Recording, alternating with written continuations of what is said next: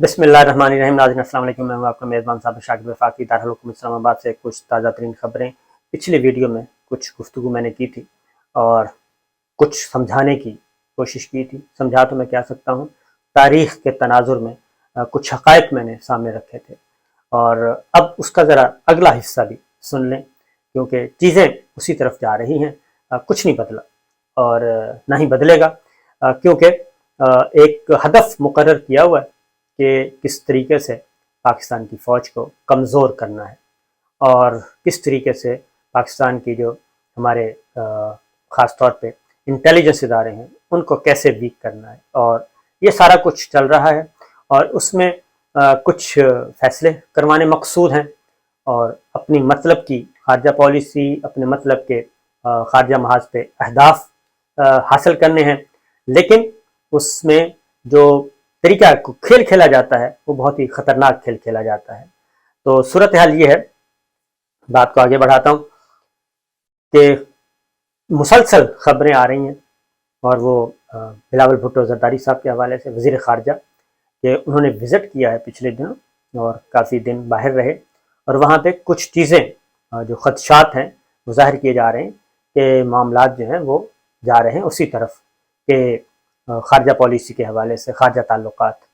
Towards रूस, China और फिर टुवर्ड्स इसराइल और अमेरिका, ये दो मौज़ूआत हैं।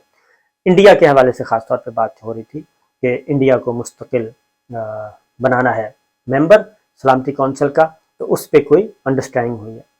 ये खबरें अब डिजिटल मीडिया पे भी आ चुकी हैं, प्रिंट मीडिया पे भी आ चुकी हैं, इलेक्ट्रॉनिक मीडिया पे भी आ चुकी हैं। तमाम ज़राए अबलाग इस खबर को रिपोर्ट कर चुके हैं,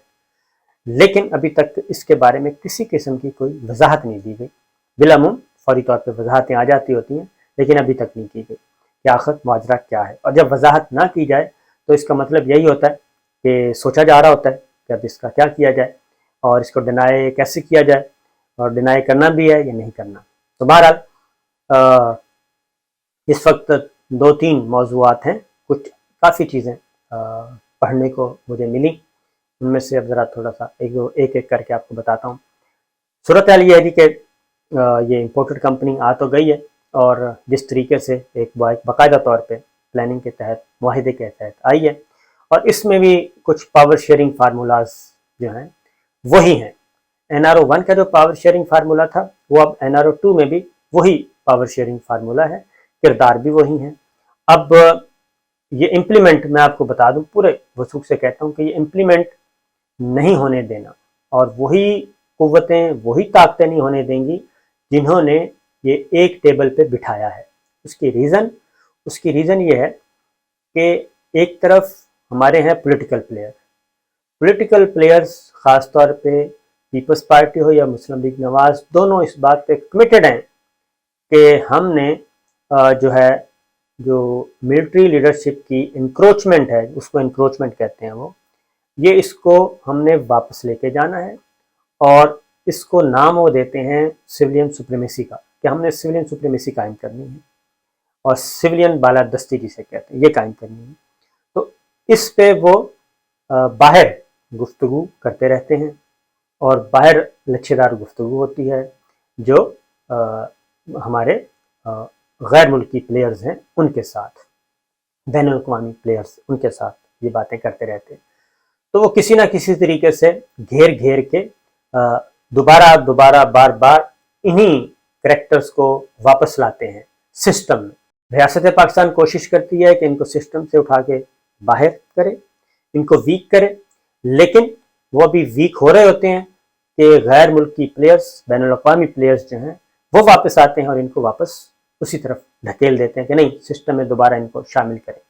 तो ये उसी तरह से हो चुका है और तहरीक अदम एतमाद आ गई, अब ये सब कुछ हो गया। लेकिन जब ये रिएक्शन आया है, पब्लिक ने इसको कबूल नहीं किया, बुनियादी तौर पे पाकिस्तान के अवाम ने कबूल नहीं किया। और जो एक बताया गया था, एक मॉडल बताया गया था कि ये खान साहब को आप हटा देंगे तो किसी किस्म का कोई कौम जो है वो सोई हुई है और वो सोई रहेगी, कोई फ़र्क नहीं पड़ना, लिहाजा ये काम किया जाए। अब बेसिकली डिमांड हो रही थी आम इंतखाबात की। असल में जो स्टार्ट यहाँ से हुआ था कि आम इंतखाबात करवाए, क्योंकि जी 2008 के जो 2018 के जो इंतखाबात हैं उनको मुस्लिम लीग नवाज, पीपल्स पार्टी, मौलाना यानी कि जितनी भी अपोजिशन जमातें थीं वो कहती थीं कि ये जो है सिलेक्टर्स और सिलेक्टेड का खेल है दोनों का। सिलेक्टर्स कौन थे? जाहिर है मिलिट्री लीडरशिप, बाजवा साहब को सिलेक्टर्स कहा जाता था, और हमारी फौजी क़यादत को सिलेक्टर्स और सिलेक्टर थे इमरान खान साहब। वो कहते थे कि ये सारा कुछ मिल मिला के बनाया हुआ है, लिहाजा आम इंतखाबात करवाए जाएं। और फिर ये तहरीक आदम एतमाद का डोर डाला गया, फिर डोनाल्ड आ गए, मरासला आ गया, उसमें मजीद चीज़ें सामने आ गई, फिर रूस का दौरा आ गया और वो अभी तक मौजूद है, वो एग्जिस्ट कर रहा है कि रूस का दौरा, रूस से ताल्लुकात, चीन से ताल्लुकात, रूस से सस्ता तेल। अब रूस के एम्बेसडर ने भी इस बात की तस्दीक कर दी है कि बिल्कुल हम तैयार हैं सस्ता तेल देने के लिए, और अगर पाकिस्तान प्रॉपर वे में आएगा, प्रोसीजर स्टार्ट करेगा, तो हम इसको लेके आगे बढ़ेंगे। इंडिया इससे इस्तेफादा कर रहा है, बांग्लादेश इससे इस्तेफादा कर रहा है, श्रीलंका इससे इस्तेफादा कर रहा है। और अगली बात ये बता दूं कि रूस और चाइना जो है दोनों का अब ज़मीनी राब्ता हो गया है। पहला जो पुल है गालिबन शुमाली चीन और मशरकी रूस, आई थिंक वो दोनों हिस्सों को मिलाता है। 1 किलोमीटर तवील पुल बनाया गया है, इससे रूस और चीन के दरमियान ज़मीनी राब्ता भी हो गया है और इस तरीके से ये दोनों मुल्क मज़ीद करीब आ रहे हैं। यही चीज़ इधर हो रही थी, रीजनल ब्लॉक बन रहा था, रीजनल प्लेयर्स आ रहे थे और ये इकट्ठे हो रहे थे। उसमें पाकिस्तान, रशिया, चाइना और आपका ईरान, अफ़गानिस्तान, फिर इसमें सेंट्रल एशियन स्टेट्स ने आना था। तो ये बाकायदा तौर पे एक बहुत ज़बरदस्त एक प्लान था और इसमें जो मगरबी मुल्कों का और आलमी ताकतों का जो नॉन रीजनल प्लेयर्स हैं उनको आउट होना था, उनका असर कम होना था। और अगली बात बता दूं कि एक स्टेज पे इंडिया ने भी इसी में आना था, क्योंकि इंडिया को तैयार किया गया था चाइना के मद्दे मुकाबले, क्वाड बनाया गया था और क्वाड के बाद फिर जो अगला जिसमें इंडिया ने सपोर्ट नहीं किया उस हद तक कि जी हम कोई अफ़गानिस्तान के भी ख़ास तौर पे अफ़गानिस्तान के लिए कि जी हम आपको देंगे, कोई आर्मी भेजें, फ़ौज भेजें, इस तरह का इंडिया ने कहा कि ये पॉसिबल नहीं है, बस हम ज़बानी जमा खर्ची करेंगे। जब उधर से हुआ तो उनके भी कौंसलेट खाने बंद हुए, तो इंडिया को फिर निकाल दिया गया। फिर एक और फ़ौजी इत्तेहाद बनाया गया, उसमें ऑस्ट्रेलिया शामिल था, उसमें अमेरिका और इंग्लैंड, आई थिंक ये 3 मुल्क हैं। और इन 3 मुल्कों का जो बना फ़ौजी इत्तेहाद, तो उसमें इंडिया माइनस कर दिया, इंडिया को क्वाड में रखा था जिसमें जापान था, और ये फ़ौजी इत्तेहाद में इंडिया को भी फारिग कर दिया, क्योंकि इंडिया ने भी एक ख़ास हद से आगे जाने से इनकार कर दिया। ना उसने रूस से ताल्लुकात ख़राब किए, ना और चाइना के साथ उसका बैकडोर चैनल पे वाया रूस, मॉस्को अभी भी चल रही है बातचीत कि वो भी उनसे मामला तय करें और ये टेंशन वेंशन ख़त्म हो। तो ये सारी चीज़ें हो रही थी, तो ये पाकिस्तान भी उसमें जाना था, लेकिन ये सारे के सारे को अंडू करना था, ब्रेकें लगानी थी। ब्रेकें लगाने के लिए ये सारा एक नया सिलसिला शुरू किया गया, ये इम्पोर्टेड कंपनी को खड़ा किया गया और कुछ गारंटर्स आए, जनाब फिक्र ना करें, ये आपको भी ईज़ रखेंगे और ख़ुद भी। तो ये NRO2 जो लेना देना था, ये सिलसिला, तो ये चीज़ें जो थी ये बज़ाहिर तो बड़ी, आपको पता है ना कि पनीर का टुकड़ा दिखाया जाता है पहले, तो लेकिन ये नहीं पता कि ये पनीर का टुकड़ा दिखा के आपको फंसाया जा रहा है। तो उसमें अब सूरत हाल मुसीबत में आ गई। खान साहब, इमरान खान साहब के साथ पब्लिक खड़ी हो गई और फिर पूरे की पूरे मेजॉरिटी ने उसको कबूल नहीं किया, और जो था कि ये मरासले के नतीजे में और ये सब कुछ आलमी साम्राज्य के नतीजे में, मुदाखलत के नतीजे में, साजिश और मुदाखलत, ये हुआ सारा कुछ। उसके बाद अब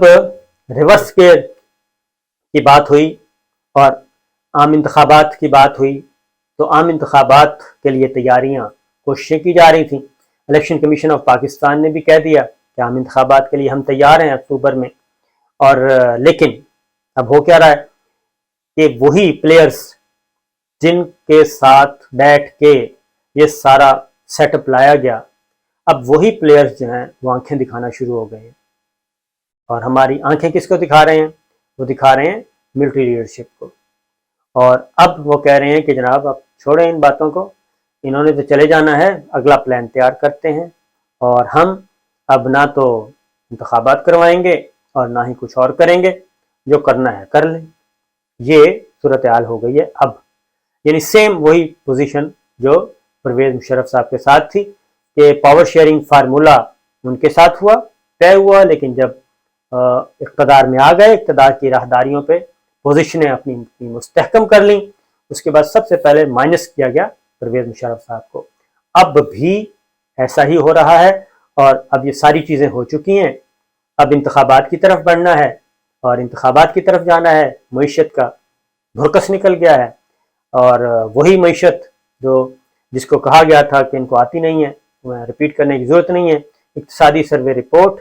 وہ ثابت کر چکی ہے کہ پاکستان بہت اچھا جا رہا تھا، اور اس کی شرح نمو 6% تک جا رہی تھی،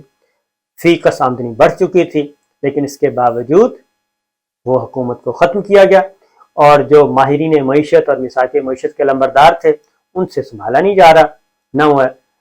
پتہ نہیں اب سنجیدہ بھی ہیں یا نہیں آئی ایم ایف کے ساتھ بات چیت کرنے کے لیے، اور یہ دانستہ ہو رہا ہے نادانستہ ہو رہا ہے، تو یہ سب کچھ ہو رہا ہے جی۔ اب زرداری صاحب نے ایک میٹنگ کی اپنے تمام اتحادیوں کے ساتھ، اور اس میں کاف لیگ کے جو چودھری شجاعت صاحب کے صاحبزادے ہیں وہ بھی شریک ہوئے، آدھی کاف لیگ، تو اس میں یہی پلاننگ ہوئی کہ جناب یہ کمپنی کو اب ہم نے مضبوط کرنا ہے، اور کہیں سے پریشر ویشر آئے گا بھی تو ہم اس کو فیس کریں گے، اور ہم نے بالکل اسمبلی نہیں توڑنی، ہم نے بالکل نئے انتخابات کی طرف نہیں جانا۔ ہاں، ادھر سے لندن سے بھی نواز شریف صاحب نے بھی اس طرح کی گفتگو کی، انہوں نے کہا کہ بالکل آپ ڈٹے رہیں، اب یہ ہم اس کو لے کے آگے بڑھیں گے اور اپنے پلیئرز سیٹ کریں گے، اور یہی کمپنی چلے گی، اب ہمیں نکالنا ہے تو یہ نکال دیں۔ اب وہی بات جو آنکھیں دکھائی جا رہی ہیں کہ دوبارہ اسی پوزیشن پہ واپس آ رہا ہے۔ پی ٹی آئی وہ جو ہے وہ پی ٹی آئی ایک واحد جماعت تھی جو آپ کے ساتھ کھڑی تھی، اس کو بھی آپ نے اور اس کے ساتھ جڑے ہوئے کروڑوں لوگوں کو آپ نے سائڈ پہ کر دیا، تو اب وہ آنکھیں دکھانا شروع ہو گئے ہیں، اور آنکھیں بھی زوردار طریقے سے دکھا رہے ہیں کہ اب آپ ہمیں نکالیں۔ اس کا مطلب ہے کہ وہ اس نیریٹو کے ساتھ نکلنا چاہتے ہیں، یعنی انتخابات کی طرف جانا ہے تو وہ ایک اور چارج شیٹ ان کے خلاف کریں گے کہ دیکھیں جی ایک اور منتخب حکومت کو ہمیں نکال رہے ہیں، اور اس دوران ساتھ ان کی ڈیمانڈ لسٹ بھی بہت تگڑی ڈیمانڈ لسٹ ہے، زرداری صاحب کی اپنی ہے اور شریف فیملی کی اپنی ہے، وہ ڈیمانڈ لسٹ بھی ساتھ ساتھ چل رہی ہے کہ جناب یہ کام کرتے ہیں، یہ کر دیں، یہ کر دیں، یہ نہیں ہوا، یہ نہیں ہوا، یہ نہیں ہوا، یہ چل رہا ہے، اور اس وقت دائرہ تنگ ہے۔ تو میرا خیال ہے کہ میں یہی کہوں گا کہ ہماری ملٹری اسٹیبلشمنٹ کو اور ہماری اسٹیبلشمنٹ کو، ہمارے ریاستی اداروں کو، کہ جناب وہ ذرا سمجھیں صورتحال کو اور تگڑے ہوں، اور یہ جو ایک شکنجہ ٹائٹ کیا جا رہا ہے، کیونکہ جو گارنٹر تھے وہ گارنٹر آپ کے ساتھ مخلص نہیں ہیں بطور ادارہ، اس لیے ذرا تھوڑی سی انڈرسٹینڈ کرنے کی کوشش کریں۔ اجازت دیجیے، اللہ حافظ۔